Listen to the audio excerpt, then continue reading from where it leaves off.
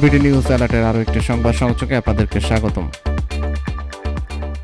নূরের জন্য কান্নায় ভেঙে পড়লেন ভিপি সাদেক কায়েম। গণ অধিকার পরিষদের সভাপতি ও ঢাকা বিশ্ববিদ্যালয় কেন্দ্রীয় ছাত্র সংসদের ডাকসু সাবেক ভিপি নুরুল হক নূরকে দেখতে হাসপাতালে গিয়েছেন নবনির্বাচিত শিবির প্যানেলের সদস্যরা। বৃহস্পতিবার বিকেলে ঢাকা মেডিকেল কলেজ হাসপাতালে ভর্তি নূরকে দেখতে যান তারা।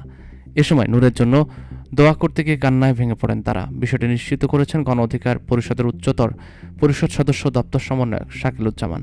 এ সময় উপস্থিত ছিলেন ডাকসুর নবনির্বাচিত ভিপি সাদেক কায়েম, জিএসএম ফরহাদ, জিএস মহিউদ্দিন সহ অন্য নেতারা। তারা নূরের দ্রুত সুস্থতা কামনা করেন এবং তার প্রতি সমবেদনা জানান। এর আগে ডাকসু ও হল সংসদ নির্বাচনে বিজয়ী ও অংশগ্রহণকারী সব শিক্ষার্থীকে শুভেচ্ছা ও অভিনন্দন জানিয়েছেন গণ অধিকারের নুরুল হক নূর। বুধবার 10 সেপ্টেম্বর গণমাধ্যমকে পাঠানো এক বিবৃতিতে তিনি বলেন, অত্যন্ত ধৈর্য, কৌশল ও দক্ষতার সঙ্গে প্রতিকূল পরিস্থিতি মোকাবেলা করে একটি প্রাণবন্ত ও অংশগ্রহণমূলক নির্বাচন আয়োজন করায় আমি ঢাকা বিশ্ববিদ্যালয় প্রশাসনকে ধন্যবাদ জানাই।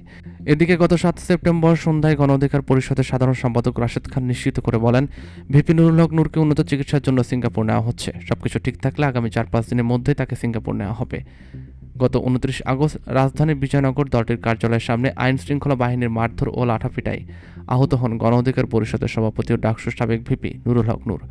ওই রাতে তাকে ঢাকা মেডিকেল কলেজ হাসপাতালে ভর্তি করা হয়। বর্তমানে তিনি কেবিনে ভর্তি রয়েছেন।